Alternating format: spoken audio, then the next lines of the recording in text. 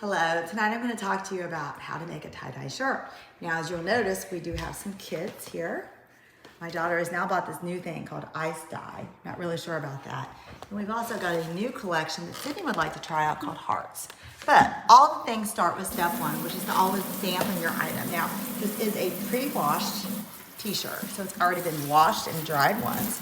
We're going to get it just a little wet, but not really that wet. And then you're going to squish all that water out. Now, you'll find that I'm going to put it right on the counter.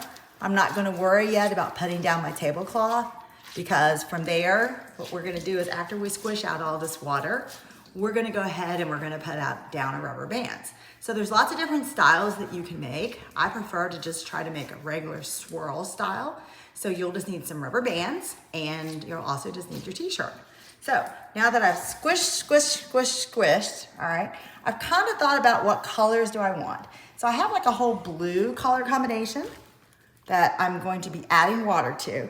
So I'm going to try to use the sky blue. You'll notice here, all you do is you open it up. You're going to fill up the water up to the top.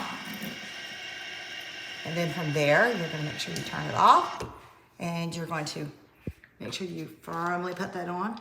And then you're going to just kind of shake that down here in the sink, because you probably shouldn't get any on you because it does have the cap on it. All right. And I'm also going to try to do, I think, maybe a little bit more of a different color. Maybe an indigo, actually.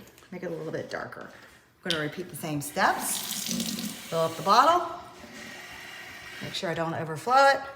Carefully screw on the cap. And then I'm going to shake it, because the water, what it does is it's going to dissolve the powder. So I also have with me a tie-dye party kit that I was using at work that has some older tie-dye in it. Typically tie-dye doesn't last for more than 72 hours. That's why we bought new ones. But I just thought, hey, you know what? I've got some leftover old, so it doesn't hurt to try it. So I've got my tie-dye ready. I've got my rubber bands ready. And I'm ready to go ahead and roll it. So what I'm gonna do is I'm gonna lay it out here on the island. Just laying it nice and flat. Put it down. And then for a twist, all you're really gonna do for the nice swirl is twist it with your hand. So come here in the middle, grab it, twist and swirl, twist and swirl, twist and swirl, twist and swirl, and you're just gonna kind of keep going until it gets nice and round. After you've done that, you're gonna take one of your rubber bands. You're just gonna go ahead and cut it in half with your rubber band. You're gonna go ahead and you're gonna get another rubber band. This one's gonna go on the top to the bottom. So right now I've got 4 different sections to this. So if you wanna make an even bigger swirl, which you can do, is get one more rubber band. And I'm gonna put that in the middle as well. So what we should have here now looks like almost like a pizza. So you've got 1, 2, 3, 4, 5, 6. Okay, so this is the part where you start getting the tie-dye out. So I actually have here an old tablecloth from an old party. You should always save all your old tablecloths if possible, because you never know when you're gonna have an art project you need to do. I'm gonna make sure that I put the t-shirt on here. I'm gonna get my bottles ready of what I want. And then what I'm gonna do is I'm gonna go ahead and I'm gonna put those gloves on. So that way you don't get dye all over yourself. Although really, it wouldn't matter, because tie-dye is something that is just fun and you can play with, and you don't really have to worry if the tie-dye comes off. So I just kind of got some cheapy vinyl gloves off Amazon. I do like the small ones. The ones that come with the kits often are really big and they're kind of bulky. So I find that it's just easier to buy your own bag of just vinyl gloves. Okay, so all you have to decide now is which basically section of the pie is gonna be which color. I'm gonna shake it just a little bit right here again, just to keep mixing it. And then I'm gonna carefully, see the little cap here? Carefully pop it off kind of with my finger. And get it on the shirt. Okay, and I'm going to just kind of start dabbing it on the shirt. Now what you do is you actually do one whole side first before you flip it over gently, kind of like a pancake. So you'll find that your material just kind of soaks it up. Okay.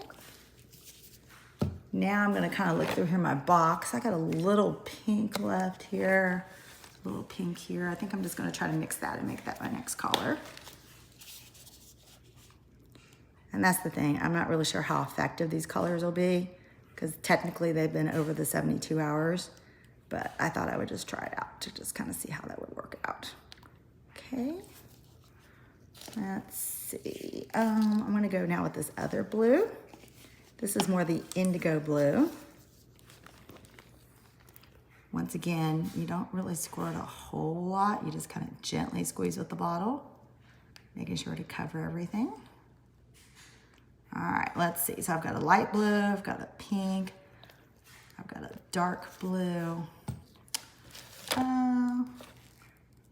Let's see. Looks like I've got a lot of almost empties. I'm gonna try to do another pink, just because I like pink anyway. Oh, that looks like it's gonna be a red actually.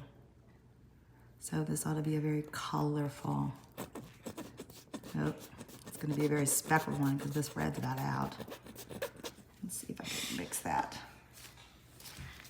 Thought that was something else here. This is what happens when you decide that you're gonna just reuse old things. Okay. Now I'm gonna come back, I'm gonna do that dark blue again. So here's my dark indigo. Once again, just kind of gently squeezing the bottle.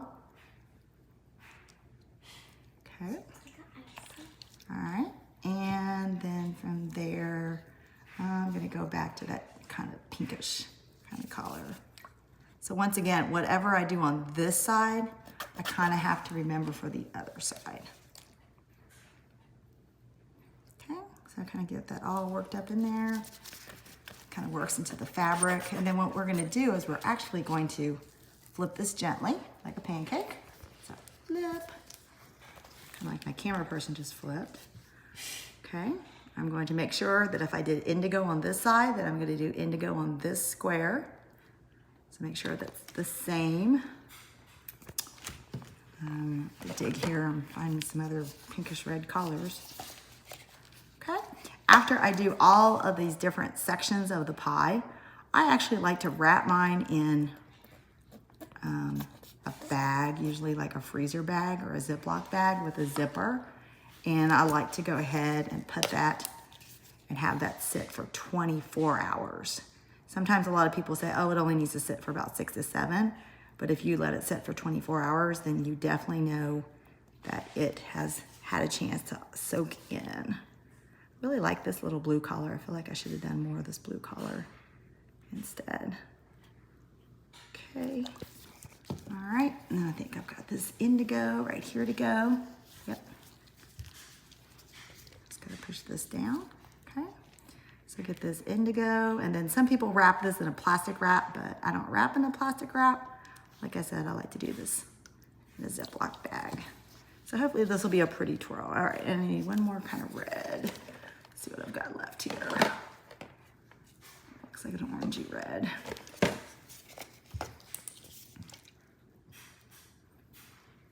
A little bit of the orange there. It's kind of like being a mad scientist here. I'm just mixing colors now. Yes, it will be a very interesting and lively tie-dye. That's for sure. I'm just gonna have a little bit of that on everything. Okay, so what we're gonna do is we are now gonna put this in the Ziploc bag. We'll come back and we'll check back in on 24 hours. Bye.